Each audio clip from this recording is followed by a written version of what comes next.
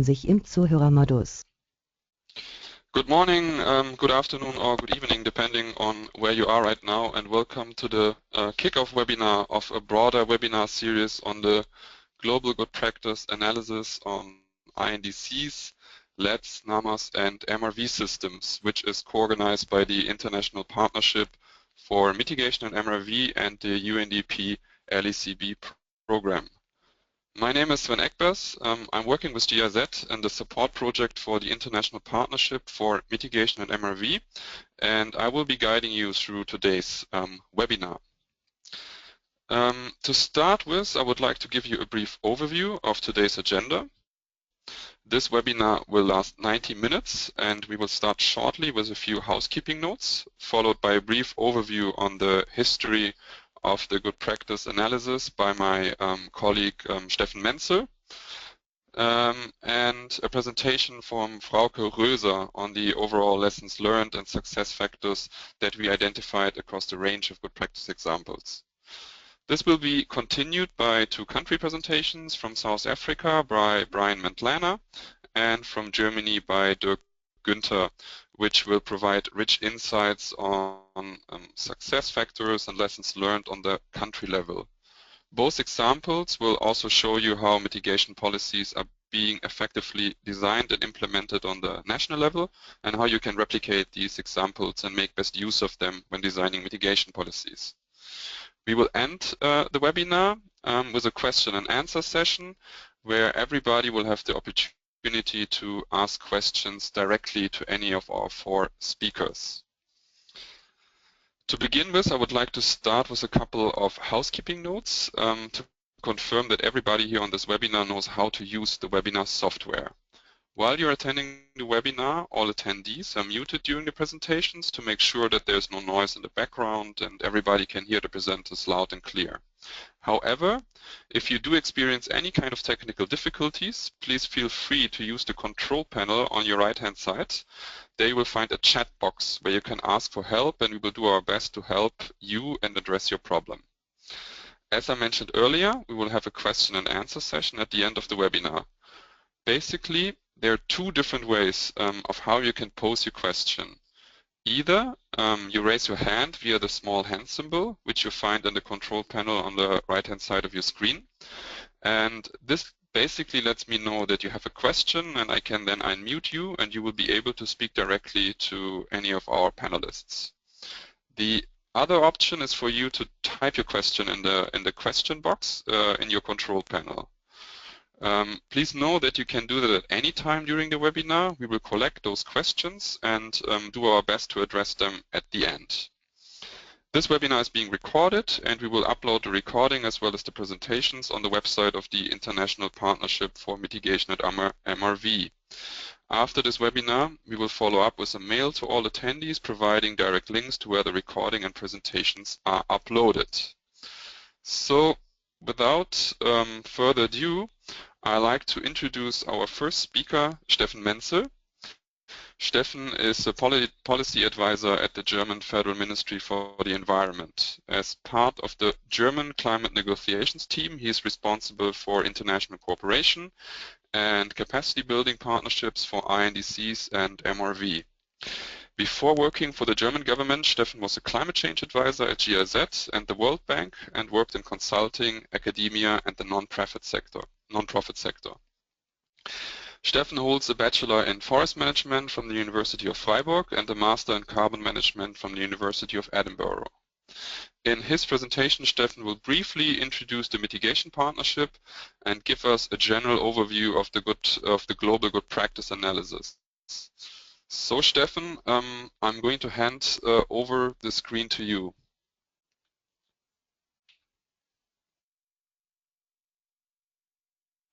All right, thank you very much, Sven, for this nice introduction, and also thanks to you and the whole team for organizing this webinar and also inviting me to speak.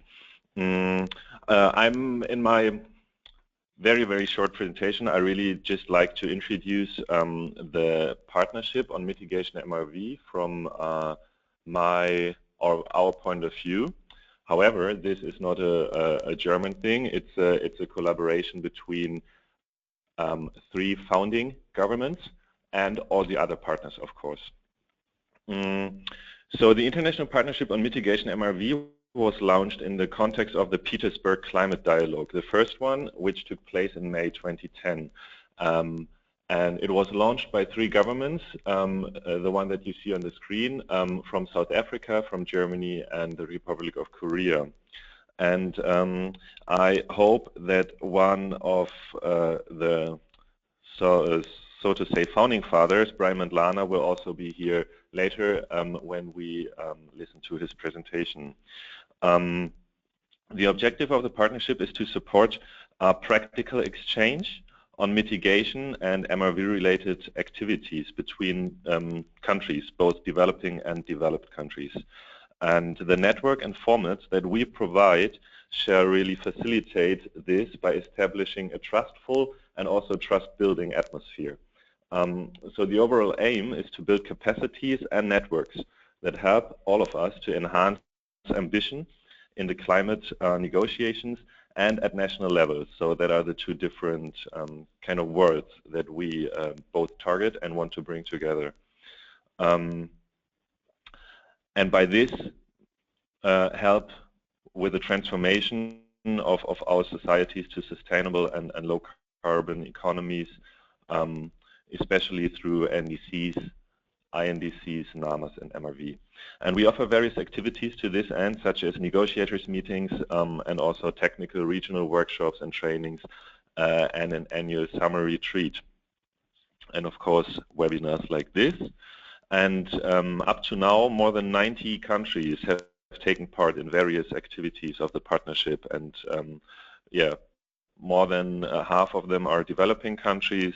But this is really to bring together countries, no matter in what state of development they are.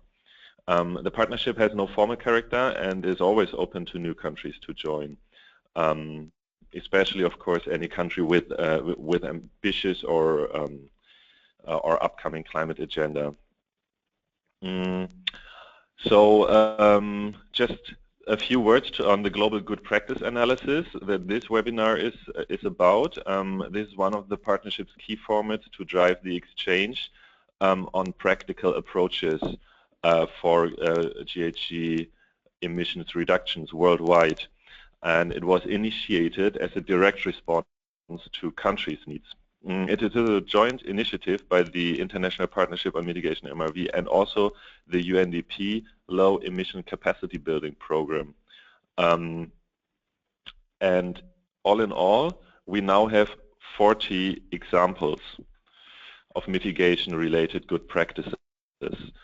And 2 years ago, in 2014, the first edition of the GPA, the Global Good Practice Analysis, was carried out. With a focus on LEDS, NAMAs, and MRV in developing countries. The first one was a response to the request for replicable experiences to learn from.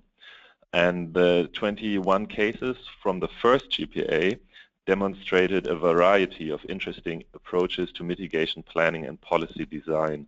And through both networks, the one from UNDP, LECB, and our partnership, it was widely disseminated.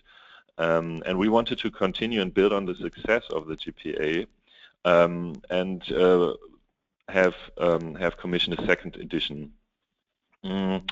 And this one is also now on INDCs.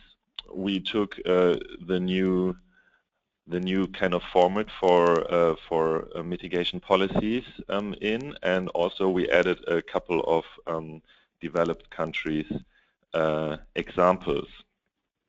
And now we have, in addition to the 21 cases from the first edition, we have 19 more cases on successes and lessons learned that we want to disseminate again internationally to support mitigation and increased mitigation ambition. And of course, we also watch that we have a geographical and thematic balance between all different aspects. Yeah. Having said this, I will just in a minute hand back to Sven, and I'm really happy that a lot of people show interest in our good practice analysis, and looking forward to our two presenters and rich discussion afterwards. Thank you very much. Thank you very much, Stefan, for this overview on the partnership activities and also outlining the history of this joint effort between the partnership and the LSCB program. So after this introduction, it is time for us to really cut to the chase and dive deeper into the topic by addressing lessons learned and success factors that we identified in the analysis across the range of good practice cases. And in order to do that, I would like to invite our second speaker, Frauke Roeser. Frauke is a founding partner of the New Climate Institute, a climate policy think tank based in Germany. And she has over 12 years of experience in international climate and sustainable energy policy and in international development. Her main focus is on mitigation in developing countries, defining national contributions, mitigation actions, and climate finance. Frauke holds a master in environmental strategy and political science. Frauke, I will hand over the screen to you so that you can start with your presentation.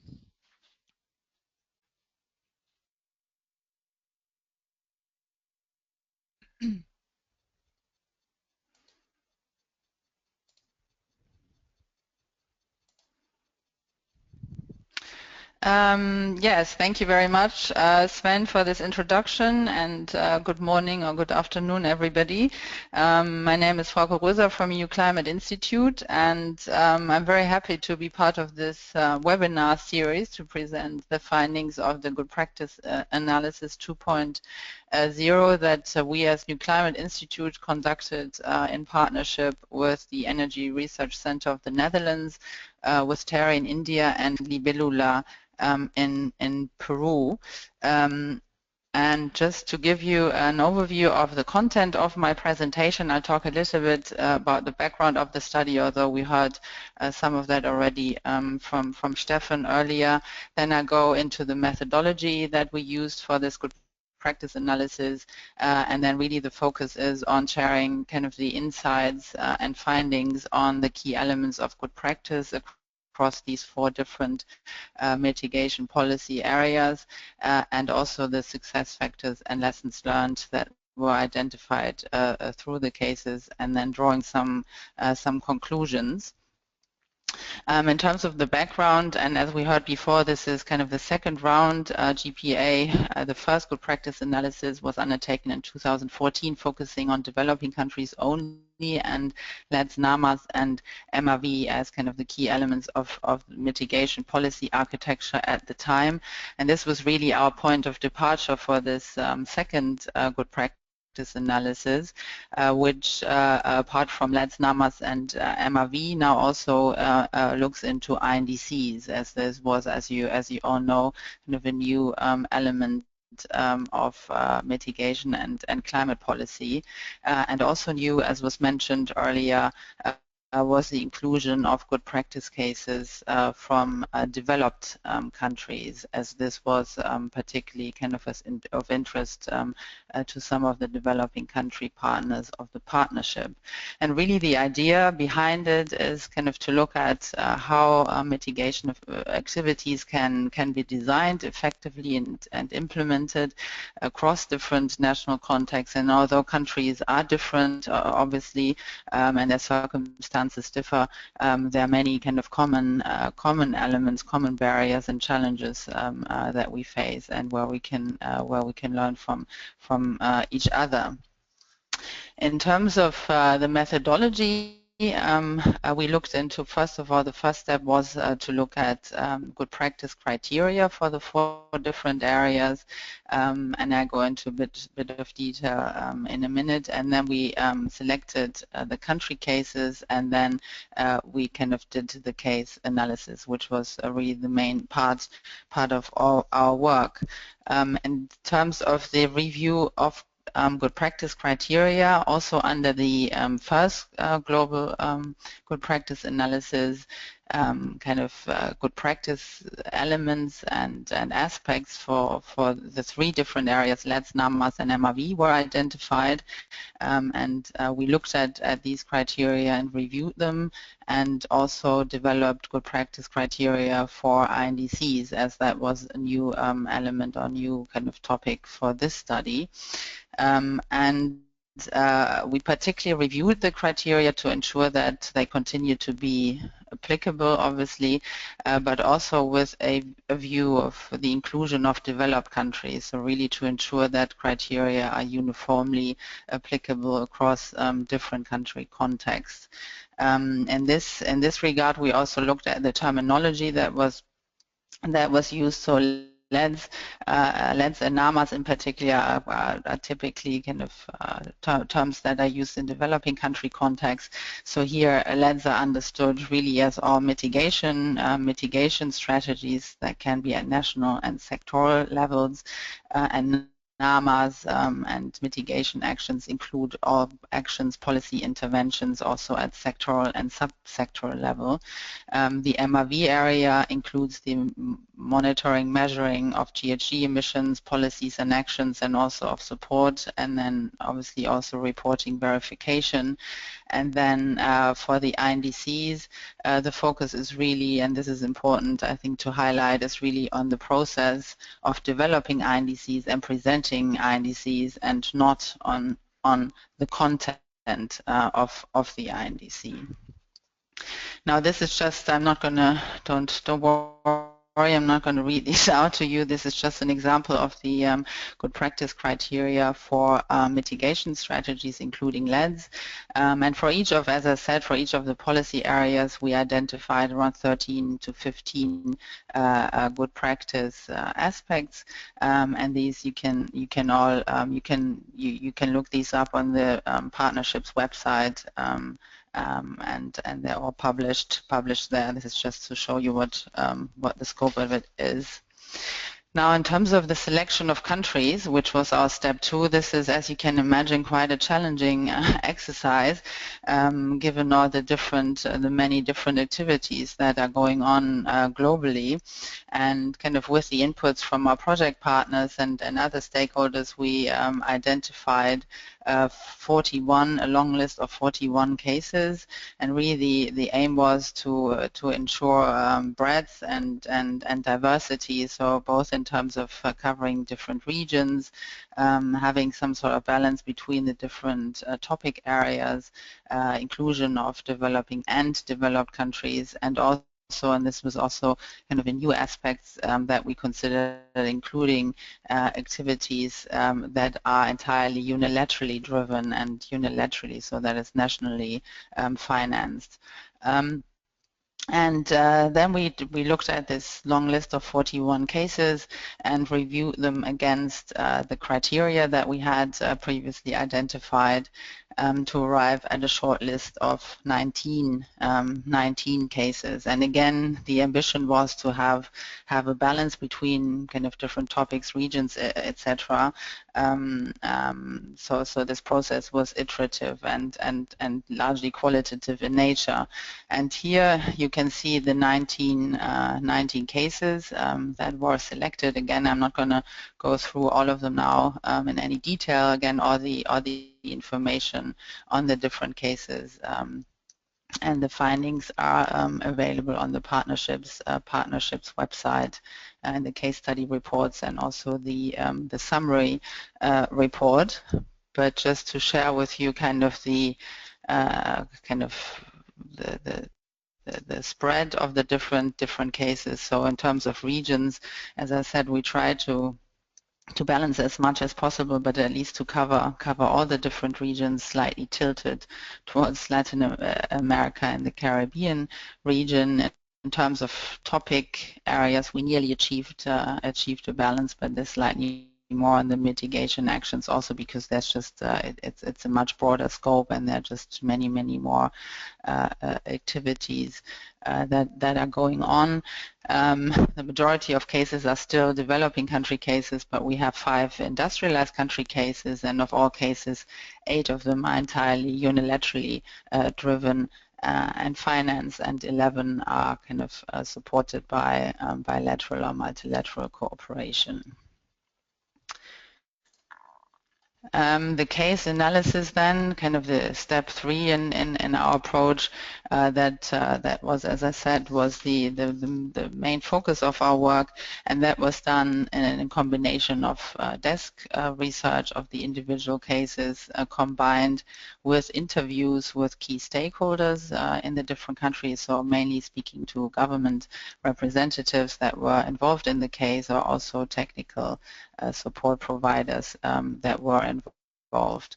And the information captured and the analysis was then captured in case study reports, and both long and short versions are available on the website, and in printed form also the summary case. And these reports summarize, of course, some background on the case itself, or the country, the sectors involved, the time frame of the activity, then a description, a more detailed description on what was actually happening, who were the institutions, who are the stakeholders, and then most importantly, on the case learning, so why it was identified as good practice, what were particular success factors, what were the barriers that were faced by the government, and how were the challenges and barriers overcome, and what kind of lessons can we derive from that can be useful also for other countries that are facing similar challenges. And then obviously there are contexts for further information, which we also encourage people then to take up if they're interested to learn more about individual cases.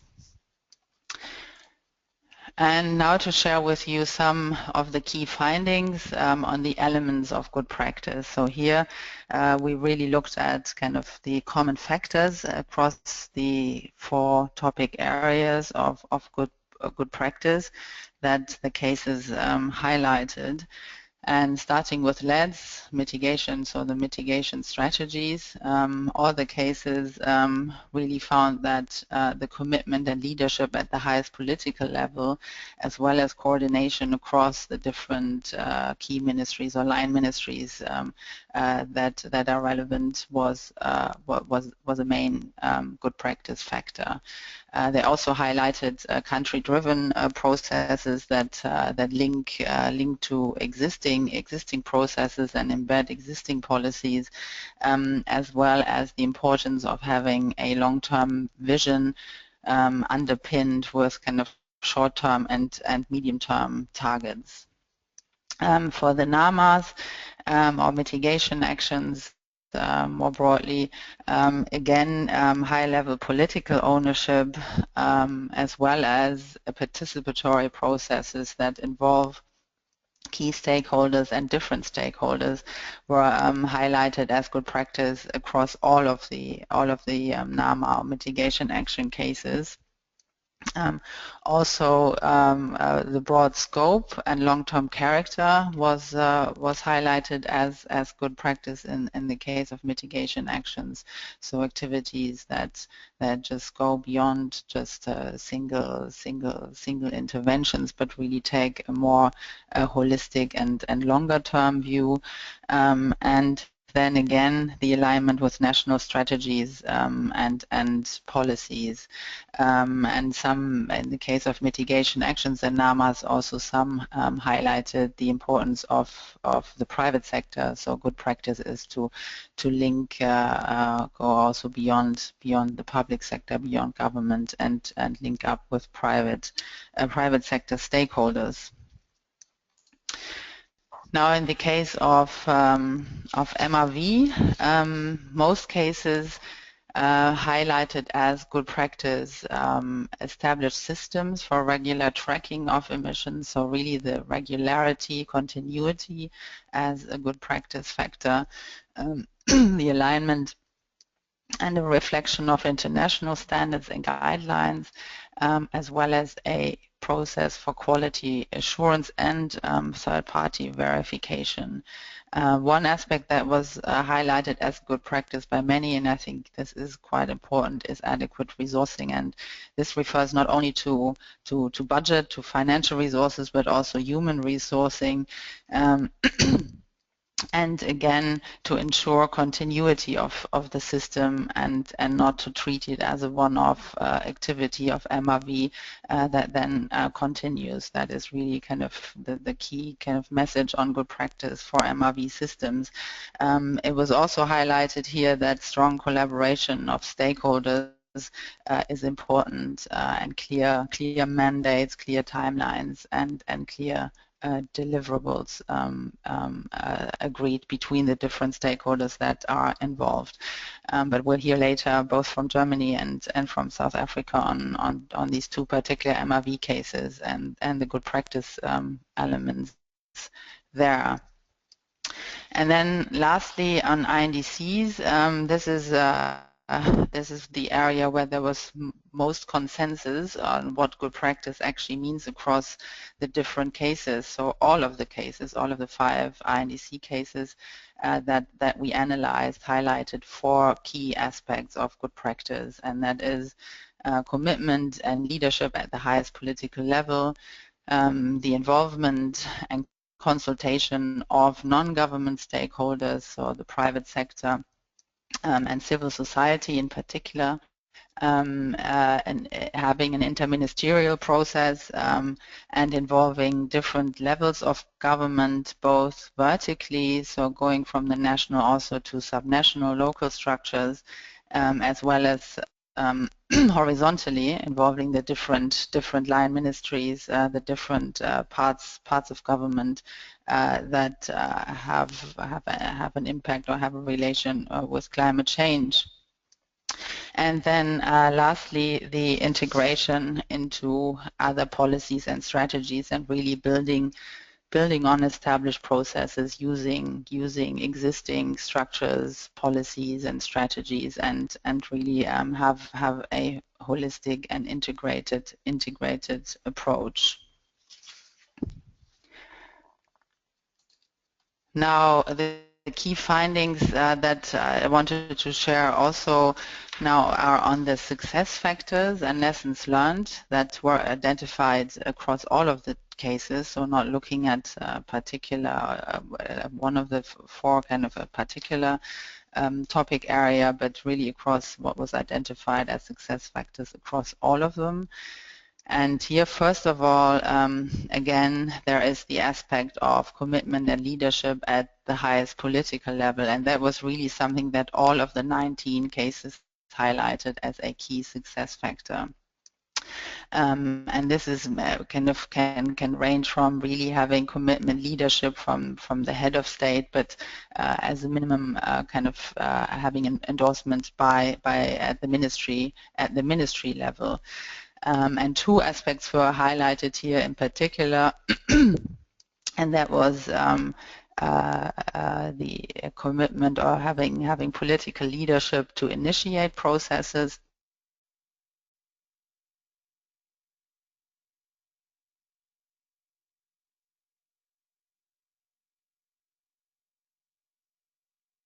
process.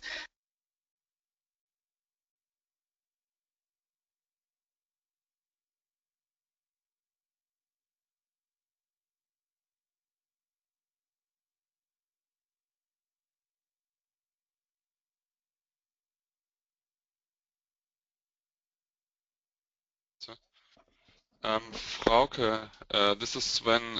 Right now we cannot hear you. You might have pressed the mute button on the microphone. Frauke? Yeah. Okay, now we can hear you again. No, you were just gone for 10 or 15 seconds, so no worries. Maybe there was just a little lag. Okay. Sorry. No problem. I just continue. I hope you didn't miss that much. Apologies for that. Then secondly, participatory processes. That was also something that was highlighted by the majority of cases. In the case of NAMAs, having stakeholder dialogues, then the importance of interministerial coordination, as I mentioned earlier, also that was in particular highlighted for the emissions mitigation strategies, so the LEDS and the INDC cases, where you kind of where a broader kind of scope requires the involvement of different ministries and different policy areas and the coordination between them. And here also kind of linked to that the adequate resourcing kind of these coordination processes. Then the engagement of the private sector, that was particularly highlighted by some of the MRV cases, and kind of public participation as a key success factor for the INDC processes. So both involving the public at the start of the process to raise awareness of INDCs and what this whole process is all about, as well as at the end to then achieve kind of public ownership of the resulting INDC.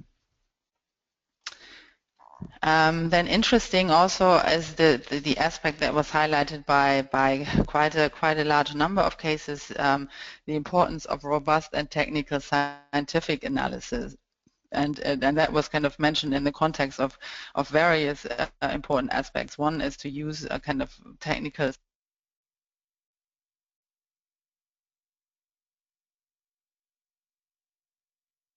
Sorry, I was just muted again. Can you hear me? So kind of scientific analysis to build consensus amongst stakeholders, also to understand the feasibility of different activities in the local context, and to use that also to convince local stakeholders. That was in particularly mentioned by a number of developing country cases. The case of Costa Rica, for example, showed how the analysis of co-benefits was a success to build national ownership and to get stakeholders on board, and then also kind of not quite scientific analysis, but related to that, the importance of data management and kind of mainstreaming data management processes into policy, and that was highlighted both by Germany, by the Germany case, as well as Ghana, and Ghana is particularly interesting. They have a climate change data hub that they're developing, that they have implemented, where all the data streams are coordinated and thus support kind of sound decision-making and planning processes. Then embedding national frameworks in alignment with national policies and strategies, that is something that was mentioned by a number of cases, and is particularly relevant for the LEDS, NAMAs, and INDC cases, not so much for MRV, because that is slightly different, I suppose. And then also interesting, as this directly relates also to this exercise, is the learning from international best practices. That was highlighted by a number of cases, in particular where the policy aspects are new or perhaps highly technical. So, for example, INDCs highlighted how, because it was a new process, how those can benefit kind of from learning from similar processes that have gone on internationally before, and in the case of MRV, the benefit of kind of using international standards and guidelines, for example, to make the national system a success. And then lastly, the long-term vision as a success factor for kind of various activities, but really having a long-term vision that is underpinned by short and medium term targets was identified by many as very important. And here I think what is interesting to highlight is that a number of developed countries in particular saw this important to to ensure favorable investment and policy environments, so to really kind of create certainty and continuity beyond kind of legislative periods, so to have some kind of continuity to investors in particular. And a number of developing countries particularly highlighted how having a long-term vision kind of helps to raise ambition and also guide implementation if you underpin that with kind of shorter and medium-term targets. And now to conclude, the Good Practice Analysis 2.0 really confirmed a lot of the findings from the first Global Good Practice Analysis, so really highlighting the importance of having political leadership that applies across all 4 areas, having stakeholders involved, and the importance of aligning processes and policies across governments, so having a holistic approach. There were some new aspects that were also highlighted, and one of that is kind of the importance of scientific analysis and data management as a success factor for informed decision making and planning. And of course, kind of the expansion of scope of this year's analysis provided some additional insights. In terms of INDCs, as I mentioned earlier, there were large similarities across all of the countries that we looked at, and in particular, transparency was highlighted as a success factor and inclusiveness. In terms of the differences between developing and developed countries, I guess that is also interesting.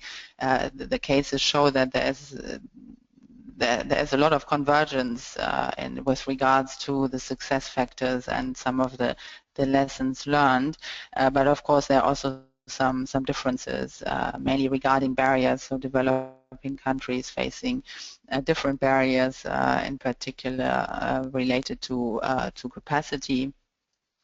And there are also different drivers for mitigation actions, where developing countries are mainly driven by sustainable development concerns, and developed countries, it is more about political commitments or international commitments that are also underpinned by stronger public mandate to undertake mitigation activities. On the whole, we see many positive developments on climate mitigation activities, but there are of course challenges and barriers and gaps that remain and that need to be addressed. And as was said before, this good practice analysis is one way, to kind of address these barriers and to share experiences and advance on mitigation and allow for continuous improvement. And as I mentioned initially, countries are very different and contexts are different, but what these analyses also show is that we really face very similar challenges and very similar barriers, and kind of exchanging on that and exchanging on innovative solutions and approaches on how these barriers can be overcome is really quite an effective way of helping us all to advance and to address this very difficult and important challenge of mitigating climate change. And with that, I will close and thank you very much for your attention. And I look forward to the questions that you may have. Thank you.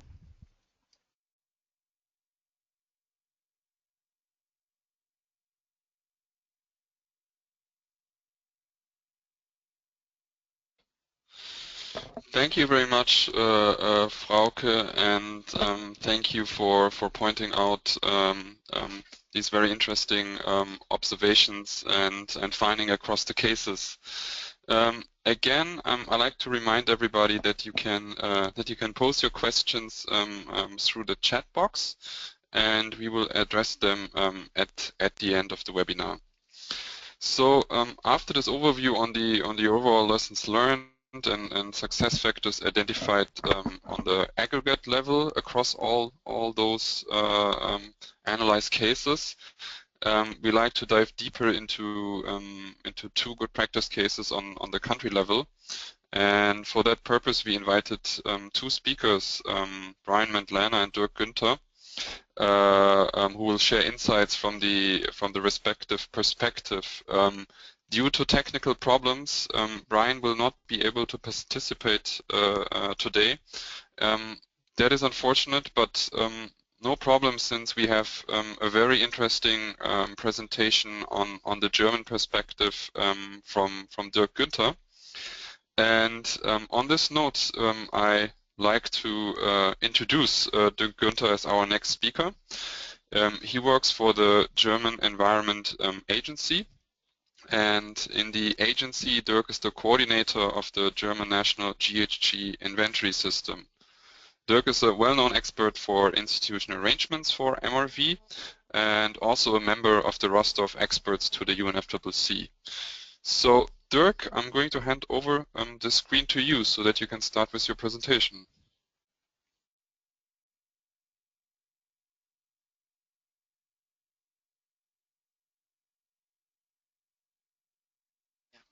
Thank you, Sven, for inviting me and giving me the chance to give you some insights on what we learned with our institutional arrangements for the greenhouse gas inventories.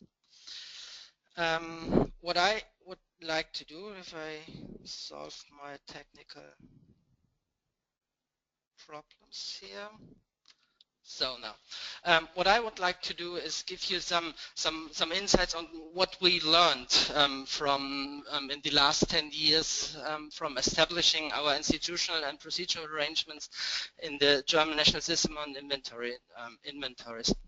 So it's not a presentation of the case study as such and how it is established the system, but more on what we learned from that. Nonetheless, I give you some brief facts about the German national system on inventories. It was established in 2007 in order to comply with Article 5.1 of the Kyoto Protocol, which commits the parties to establish such a national system. Nonetheless, we worked on the establishment already since the early 2000 years and were able to establish formally in 2007 by an agreement of the state secretariats from the relevant departments of the German government. So the system is about inventories. It's not about the national communications nor the biannual reports. But what we learned in our system and with our institutional arrangements, I think it's also valid for national communications and the BURs of developing countries and the BRs from developed countries. We used our system, however, not only for the GHG inventory reporting, emission reporting, but also for other purposes like the reporting on air pollutants under the UN ECE conventions on long-range air pollutants, but also for EU reporting commitments and for national analysis and monitoring. The system is not based on new structures and new data flows we established with the system, but it is based on existing structures, so mainly on the national statistics, which exists beforehand anyway for other purposes, and we only supplement this data flows by cooperation agreements with other stakeholders where necessary. So where where we identified data gaps. We tried to fill these gaps by cooperation agreements, mostly on a voluntary basis with business associations or with other relevant actors. The German Environment Agency is in charge of coordinating this system and is acting as the single national entity which is requested by the Kyoto Protocol. So we are more or less the center of this system. And we have cooperation agreements and cooperate within the system with a wide range of governmental but also with non-governmental entities like business associations, research institutes, single and economy actors, and so on. So you may imagine this system as a three-layer network, which is where the first layer is the Federal Environmental Agency with us as the single national entity, but also we have a working group on emission inventories within the agency, which incorporates other working units within the agency, which can provide contributions to the emissions inventories. The second layer is the governmental level, so the federal governmental level. That means all relevant ministries and departments of the German government are involved in this level and their backyard institutions. And this is coordinated by a coordinating committee of the national system, where all relevant ministries have a seat in, and this is the let's say the highest decision body within the system, and they are approved the national inventories. And the third layer are all institutions, relevant institutions outside the federal government, like the German federal states, but also companies, business associations, external experts, research contractors, and in a certain kind also the civil society. So that is this three-layer network where, like the German system, is structured. And this ensures a regular and also efficient flow of data and information within the system, and to comply with the requirements of the Climate Change Convention and the Kyoto Protocol. But what we learned in the last 10 to 15 years in building up such a system and structuring this in this network and to drive the system. I think we have 6 important lessons learned over the last 10 to 15 years. And the first one, and I think the most important, is that MRV and inventory reporting is not only for fulfilling international commitments, like in our case the Kyoto Protocol, but also such a system is very important for national planning, like the INDCs, the forthcoming INDCs, but also NAMAs. In the German case, the system and the inventories are very important for monitoring the German Energiewende. And I think it's not really possible to have valuable monitoring on NAMAs and NDCs without a robust system on emission inventories. The second lesson we learned is it is not important to be perfect from the scratch, but it is important to start with the low-hanging fruits and to improve this continuously. What I meant with low-hanging fruit is you can start with international statistics. We can start with default emission factors from the emission factor database of the IPCC. But after that, you should improve your inventory in a step-by-step approach, and saying that the quality assurance process is very important to have an idea what are the most important quality issues and where to improve the system. The third lesson is institutional arrangements and clear roles and responsibilities are essential. With if you want to have the data flows on a continuous basis, the roles who should provide data, who is in charge in raising data and delivering data to whom should be clear. Fourth lesson, in our view, confidence and trust within the system is really the key.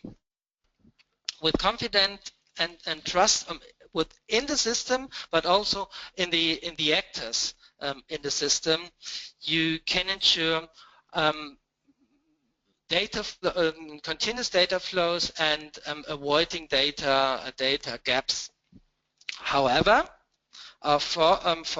fifth lesson is sometimes this kind of carrots, so the self-interest of the stakeholders and the economy of companies to provide you data is not enough. Sometimes you need the sticks in order to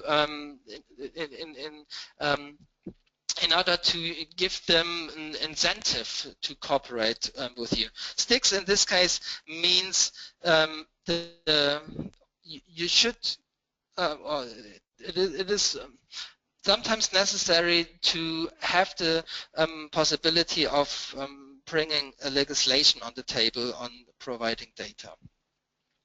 And last but not least, and this is really also important, reviews and the review of the international review of inventories and national self-reviews are useful and supporting in terms of raising the quality and the confidence in the system, rather than harming and intrusive. Our experience with reviews is that the basic approach within such a review is that it has an attitude in helping parties and the party under consideration to improve and to find common solution how to solve such a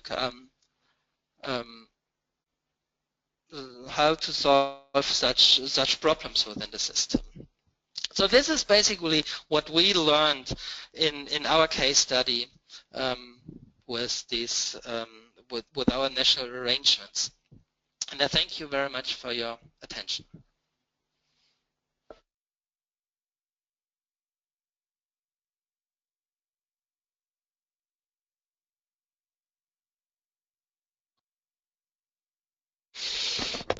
Thank you very much, Dirk, for your presentation and outlining those interesting experiences from Germany.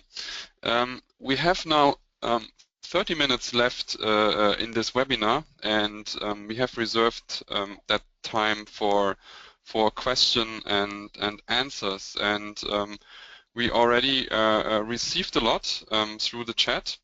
But I would also like to encourage you that as I mentioned earlier, you can raise your hand and also direct a question directly to one of our panelists. I will then unmute you, and you may speak freely. I want to start with one question, and this one is for Steffen. There was a question on the partnership actually, and what are planned activities in 2016, and what are the other formats that the partnership has besides this good practice analysis. So Steffen.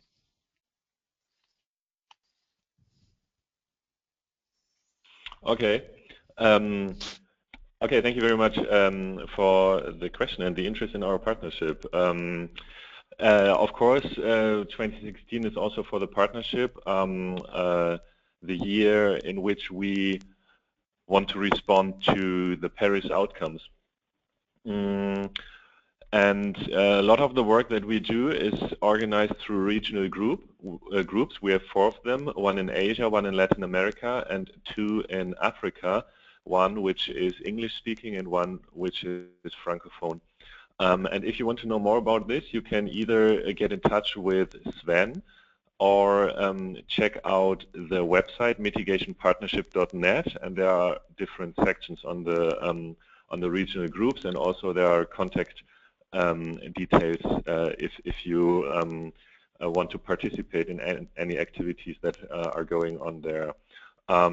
Currently, I don't know if there are already workshops planned, but usually we have one workshop in the regions per regional groups, and but there's also no date fixed yet. We have once a year a summer retreat, which is a very small format, and that is a week-long event workshop, and this is either in late summer or in early autumn, but there are also no details yet. If you want to know more, you are also invited to register for our newsletter, and also if you're a negotiator and are participating in the negotiations, you're invited to join any meetings that we hold there, in the margins, usually dinner events.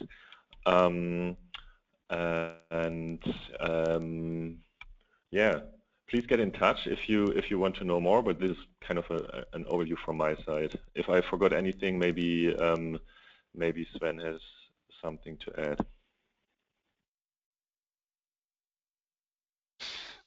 Thank you, Stefan. No, I think that was a good overview on the planned activities. Actually, I know that there's 2 regional workshops planned in the cluster Francophone, that is the French-speaking African countries, and some further industrialized countries in March, with the location yet to be determined, and another workshop in the Anglophone African regional group in May, with the location and date yet to be determined. I want to move to another question, and this one is for Frauke.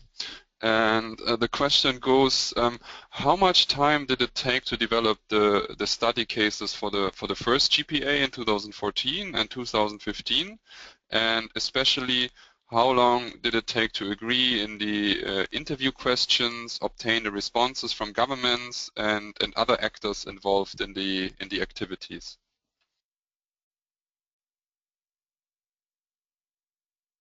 Yeah, thank you very much for the question. How much time does it take? Yes, I mean, time is always against you, of course, in these processes, and I have to remember now, but it took a course of probably altogether 6 to 8 months to complete the studies. Actually getting access to kind of the different stakeholders and doing the interviews, that is of course challenging, no? And to and there are always delays involved, but we were fortunate to rely kind of on a good network of contacts, and of course to use the contacts and networks of the UNDP LECB program, as well as the partnership. So on the whole, kind of it was yeah, it was a smooth process, and we found that people were very happy and happy to share their experiences and the good, and talk about and discuss the good work that they have been doing. I hope that answers your question. Thank you, Frauke. Thank you for your answer. I like to now address one question to you, Dirk. There's one question on the specific German case, and it goes, in the case of gap of information, what are the incentives for non-governmental entities to provide information to the national system of emission inventories? And I think that's a good question because I know that the German case actually, the good practice case, touches upon that topic.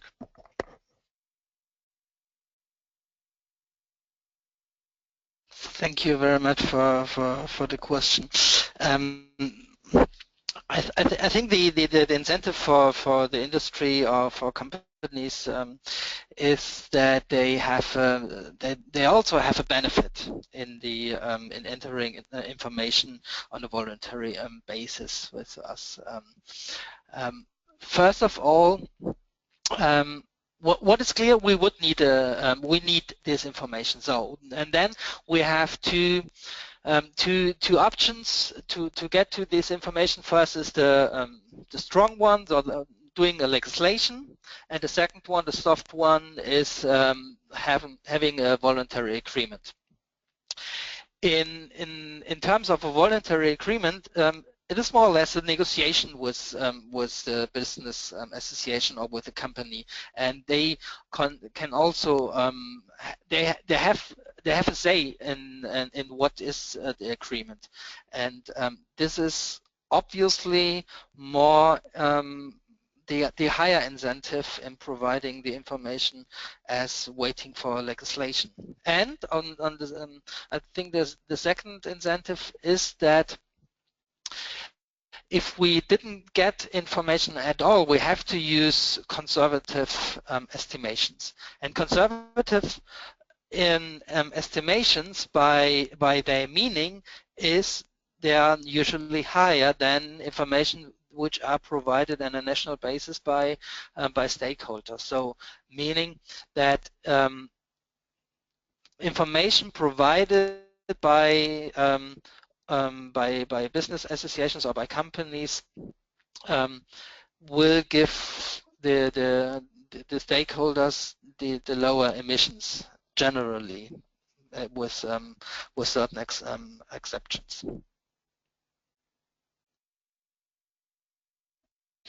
Thank you, Dirk, for that answer. And actually, I would like to continue addressing one more question to you. There's quite a few.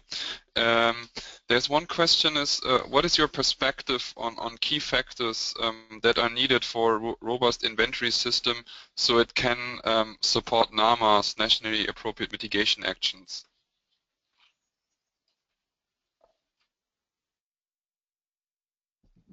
I think the key factor for NAMAs is to have an idea about the economy-wide emissions. It has not to be on the single kiloton of CO2 equivalent, but you have to have an idea what are the biggest emitters, how the emissions are structured, in which sector you have the highest potential for implementing NAMAs, and on the other side, to monitor the success of a NAMA and the potential of a NAMA, you should have the basis, and this basis of emissions are provided by a robust inventory.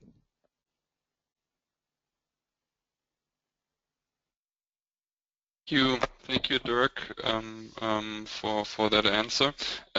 There's another one question that is for Frauke, but I think that is actually maybe goes out to all, because it's a very interesting question, and it is, what is the role of good practice examples in implementing the Paris Agreement? How can good practice examples help to raise the ambitions? So maybe Frauke, you can go first, and then Steffen and Dirk, if they want, can also comment on that.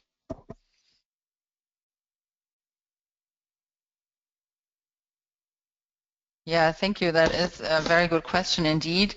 I think not only with regards to Paris Agreement, but generally advancing mitigation activities. I think, you know, as I said in my presentation, across different countries, and that really is regardless of the country, the development profile in a way, there are challenges and barriers that we all face, and by sharing kind of experiences really on you know, on how those barriers can be overcome, I think that provide inspiration to others, no, to improve their own process and to learn from that kind of on a very general level. If we now talk about INDCs or the NDCs and advancing there and increasing the ambition, I think particularly the INDC cases, no, the 5 cases that we analyzed there in detail and the lessons learned from that, I think they provide a lot of insights now for this upcoming review process, now where we kind of all countries will go through the same or similar motions again. So I think in particular those cases I think are worth kind of looking into in some detail, no, to learn and improve that process going forward.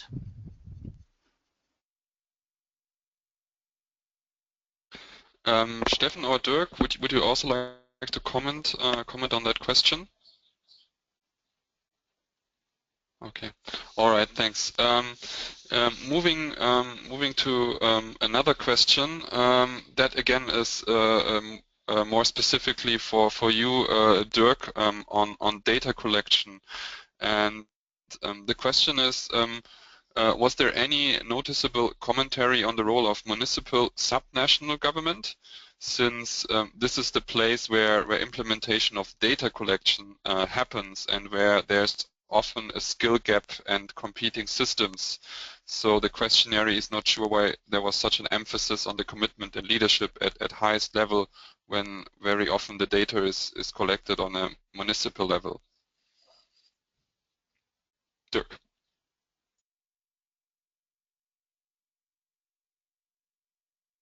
Our inventory and the data collection is based nearly to 80% on the national statistics. So the statistics provided by the Federal Statistical Office.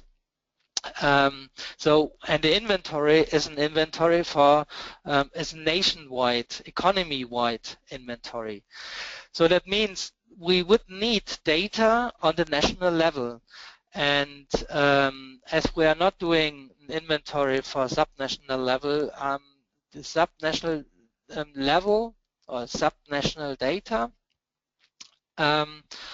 is not helpful for us. So on the other side, the national statistics, of course, is based on the subnational level. So the Federal Statistical Office raises their data through the statistical office of the offices of the federal state. But in the end, we need the national data. Thank you, Dirk, for your answer. And I have one more question. I'm now trying to figure out who's best fit to answer it. Maybe this one is for you, Frauke, and the question is, the good practices from all these mechanisms as well as the program of activities are very important for the NDCs that are being envisaged under the Paris Agreement. As the NDCs of various countries are likely to be highly diversified, in what manner could the monitoring of implementation be done so as to be sure that emission reductions really take place?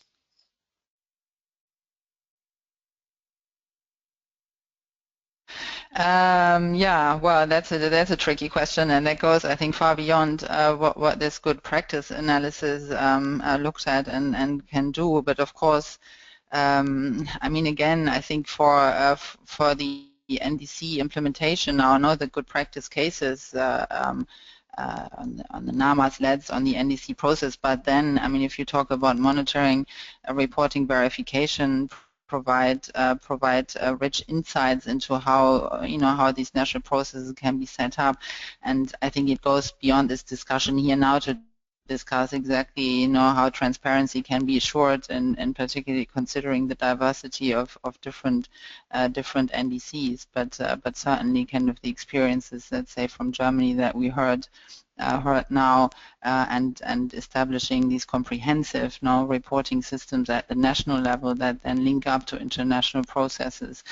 Those experiences and examples of good practice, I think they provide a rich source kind of for replication that can then support this important NDC and transparency process that needs to happen now.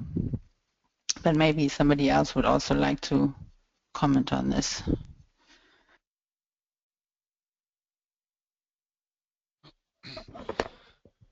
Thank you, Frauke. Are there any more comments to this question from Stefan or Dirk? No. Okay, then I have one more question, which I think is directed to Stefan. There's the question whether there's a GPA 3.0 planned.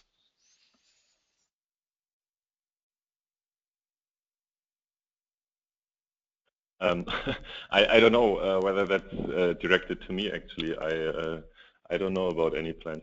But let me also respond a little bit to the question one that was earlier, is because they are a little bit related in my point of view, because our partnership is responding to the demands of our members as much as we can see fit. And if there's agreement or a lot of demand for more research or insight on how especially certain kinds of good practices or good practice cases can contribute to successful implementation of Paris and climate policy in general on national levels, and there are ways in which we can assist, then certainly we will try to do that. And in my point of view, the whole exercise is to support the implementation of Paris, because we now need to have MRV systems in place for the reasons just laid out, and we have to get the NAMA proposals financeable and bankable, and then get money for them, which we cannot provide, but which the private sector or the GCF or other international funding mechanisms may support. We need the good strategies and the good NDCs in place, and maybe we have to have another look at our INDCs that we have developed, all of us in our countries, and maybe make them even better. And all these are things where I think exchange between us can contribute, and the good practice analysis is basically one way to start exchanges and make cases,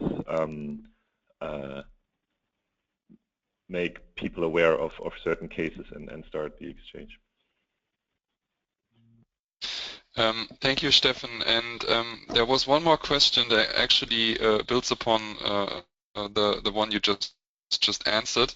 And there's one attendee asking what kind of capacity building might be needed to implement those good practices. What kind of formats do you think would fit the best?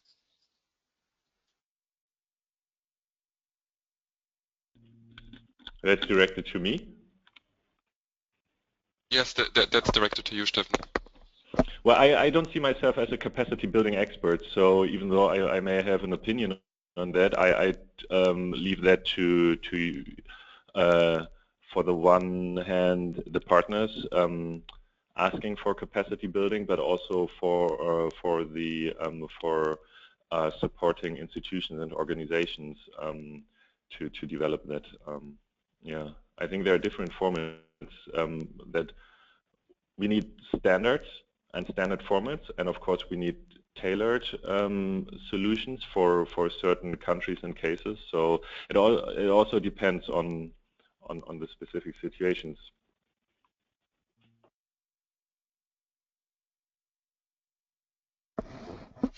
Thank you, Stefan. There's one more question. You mentioned that before, which is who are the members of the partnership exactly? So you may want to just comment on that.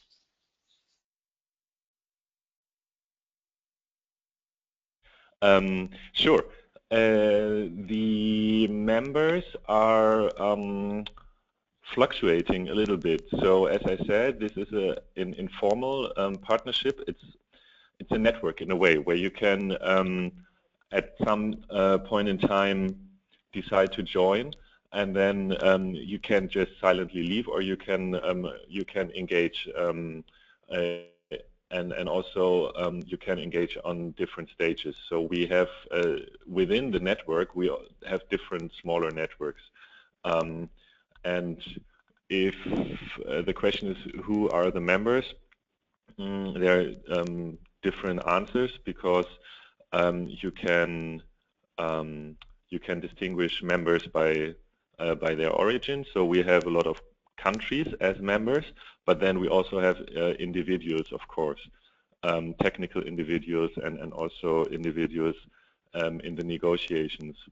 And if you're interested to have an overview over all the countries that have participated, or of different people in your from your region, or different countries from your region,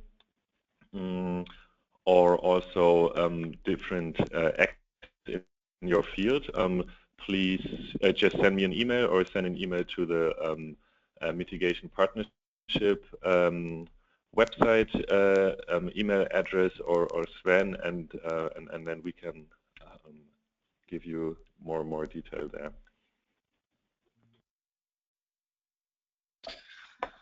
Thank you, Stefan. And with this last question, I would like to end the Q&A session. And just like to remind you that if there are still some burning questions that were not addressed in this webinar, I encourage you to send them to the mail address posted on this slide, and we will try to make sure that they reach the respective presenter. So before I end the webinar, I want to raise your attention, and Frauke and Stefan already did that, to the database on the website of the Mitigation Partnership, where all 40 cases from the Global Good Practice Analysis, including the German case that Dirk presented today, are available online with more detailed and further information. And on the website, and you can see this on the screen right now, you will find a very handy matrix which helps you to search through all the cases according to a number of attributes such as region, country, sector, activity, and so forth. So assuming you would be interested in knowing where cases from South Africa, you could just select the country and then hit the search button, and it would show you all the good practice cases that were collected so far from South Africa. So yeah, I'm highly recommending you to have a look at the website and use this tool and scan through all the other cases. Moreover, I'd like to remind you that this webinar was just the first of a series of webinars on the individual good practice cases that will go on over the course of the next few months. And we will continue tomorrow already, actually, with the second edition of this kickoff webinar, which is in terms of its agenda very similar to the one today. So basically, the first part, the overview and general findings of the cases, Stefan's and Frauke's presentation, will be the same tomorrow. However, we will have two different and interesting country perspectives from Chile and from Mexico. So it might be even be interesting for attendees of today's webinar to log in and hear from their experience. Besides, in the next couple of months, there will be 6 more webinars focusing each on one identified good practice factor. And the next webinar will be in the end of February, addressing the topic of commitment and leadership at the highest level, which was identified as one of several good practice factors across the cases. Following webinars will take place from March until June, with the exact dates and timings yet to be determined. On this note, I'd like to remind everybody once again that all information on the following sessions, as well as the presentations and the recording of this webinar, will be uploaded to the website of the partnership. Moreover, a direct link will be sent to all attendees of today's webinar as part of a follow-up mail. So, to close this webinar, I'd like to thank everybody who has participated today. It's nice to know that there's a great interest in this topic. We had nearly 100 attendees today joining today's webinar. And also I'd like to thank our presenters, Steffen, Frauke, and Dirk, for their very interesting inputs. So thank you very much, and we are looking forward to seeing you again in one of our upcoming webinars. Bye-bye.